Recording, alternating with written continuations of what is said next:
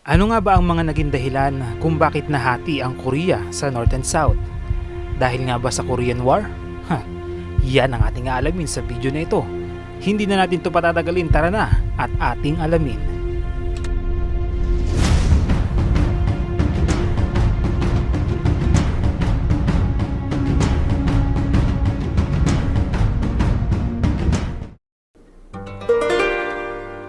Simula 17th century sa ilalim ng Silla Dynasty, ay isa lang naman talaga ang Korea, kahit nang sakupin sila ng Empire of Japan noong 1910.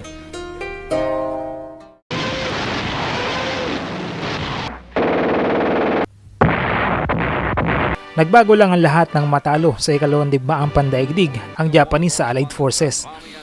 Dahil kinailangang bitawan ng Japan ang lahat ng bansang sakop nila sa bisa ng General Order No. 1 at isa nga ang Korea sa mga bansa na kailangan nilang bitawan. At itong pangyayari na ito ang naging dahilan kung bakit nagkaroon ng dalawang Korea. Dahil August 8, 1945, dalawang araw pagkatapos bagsakan ng bomba ng Amerikano ang Hiroshima, ay formal nang nagdeklara ng pagkipagdigma ang Soviet laban sa Japan at agad ngang sinakop ng Soviet Union ang lahat ng bansang sakop ng Japan. Isa na dito ang Korea. Inumpisahan nila ang pagsakop mula sa north side ng Korea habang sinasakop naman ng mga Amerikano ang south side. At matagumpay nga na napasuko ng dalawang bansa ang Japanese forces na nasa Korea. At pagkatapos ng ikalawang digmaang pandaigdig, ay pinamahalaan ng US at ng Soviet ang Korea. Sa pamamagitan ng US-Soviet Commission ay tutulungan nila na makapagbuo ng isang gobyerno ang Korea. Sa makatuwid ay pinaghatian ng US at Soviet ang Korea sa pamamagitan ng 38 parallel. Ang gumawa ng hatian na ito ay si Dean Rusk at si Charles Bonesteel na mga US military officer. Noong una nga ay duda sila kung tatanggapin talaga ng Soviet ang hatian na ito. Kasi nga naman, 9 milyon ng mga Koreano lang ang mapupunta sa occupation zone ng Soviet, kumpara sa 16 na milyon na mapupunta naman sa US. Isa pa, ang capital ng Korea na Seoul ay mapupunta sa US occupation. Kaya naman, laking gulat ng US nang mabilis na tinanggap ng Soviet ang nasabing hatian na ito. Pero alam nyo ba, nawala ni isang Koreano ang sinangguni sa hatian na ito.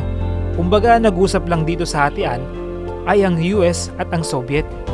Bagamat ang hatian na ito ay sana ay pansamantala lamang hanggang sa makapagbuo sila ng isang gobyerno na kikilalanin sa buong Korea. At noong September 8, 1945, nag-umpisang pamahalaan ng Soviet ang northern half ng Korea at ng US naman sa southern half. Ang North Korea ay naging komunistang bansa, habang ang South Korea naman ay naging kapitalistang bansa. At itong dalawang magkaibang paniniwala ang ito ang naging dahilan kung bakit walang mabuong gobyerno na kikilalanin sa buong Korea. Lumalalim na nga ang pagkakahating ito sa Korea. Kaya noong May 1946, pinagbawalan na ang pagtawid sa 38 parallel kung walang dalang kaukulang permit. At noong September 1947, dahil walang makita ang US na progreso na makapagbuo ng isang gobyerno sa Korea, ay dinulog ng US ang problemang ito sa UN. At noong November 14, 1947, nagpasa ang UN ng resolution na magkakaroon ng free election sa Korea at hayaan na silang pumili kung sino ang gusto nilang maging pinuno. At binuo nga nila ang United Nations Temporary Commission on Korea. Ngunit tutol naman ang Soviet sa panukalang ito ng UN at walang tiwala ang Soviet sa UN na sila ay makakapagsagawa ng fair election.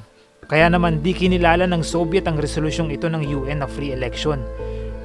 Ganun pa man, nais pa rin maisagawa ang election sa Korea, subalit sa south side lang ito gaganapin, sa occupation zone lang ng US. At hindi ito gusto ng mga Koreano na magsagawa ng bukod na eleksyon sa Korea dahil nakikita nila na ito ang magiging simula ng permanenteng pagkakahati ng Korea. At dahil dito maraming Koreano ang nagaklas upang pigilan ang magaganap na bukod na eleksyon sa Korea. At naganap ang Jeju Uprising, kung saan 70% ng populasyon ng Jeju ang pinatay ng mga South Korean troops. Ngunit sa kabila ng kaliwat kanang patayan na nagaganap sa South Korea, ay ginanap pa rin ang eleksyon noong May 1948. At noong August 15, 1948, nanalo at kinilala bilang presidente si Syngman Rhee na isang anti-communist at itinatag ang Republic of Korea sa South Korea. At sa North Korea naman ay tinatag ang Democratic People's Republic of Korea at si Kim Il-sung ang kinilala bilang Prime Minister noong September 9, 1948. At noong December 1948 ay Republic of Korea lang ng South ang kinilala ng UN bilang isang lehitimong gobyerno sa buong Korea. At noong 1949 ay tinatag ni Syngman Rhee ang Bodo League upang bantayan ang lahat ng kalaban niya sa politika. December 24, 1949, pinatay lahat ng South Korean Army ang lahat ng hinihinalang sympathizer ng Communist sa Myeongdong at naganap nga ang Myeongdong Massacre. Marami pang mga madudugong engkwentro ang naganap sa pagitan ng North and South Korea hanggang nasain na ni Kim Il-sung na pamahalaan niya ang buong Korea sa ilalim ng Communist rule at ito ay sinang-ayunan naman ng Soviet at ng China. Kaya noong August 25, 1950 ay nagumpisa ang Korean War nang atakihin ng North Korea ang South Korea para sakupin. Ang digmaang sibil na ito ay tumagal ng 3 taon at kumitil ng 3 milyong buhay. Nagkaroon lamang ito ng tigil putukan sa pagitan ng dalawang bansa nang pirmahan ng Armistice Agreement at binuo nga ang DMZ na naging border ng North and South Korea. Nang dahil sa magkaibang paniniwala at ideolohiya, ang dating isang Korea ay naging dalawa. Ang dating brother-in-arms ay naging quarreling siblings at ang civil war na sana ay mag-iisa sa bansa ay naging dahilan ng permanenteng pagkakahati sa Korea. Hanggang sa mga panahon na ito ay hindi pa rin tapos ang Korean War. Matatapos lamang ito kapag sila ay may napagkasunduan na peace treaty. Kaya naman napabilang ang border ng North and South Korea bilang isang delikadong border sa mundo. At bago natin tuluyan tapusin ang video na ito, ay isang malaking shoutout muna sa ating kaibigan na si Major Aldric Tenorio. Pare, maraming salamat sa iyong suporta.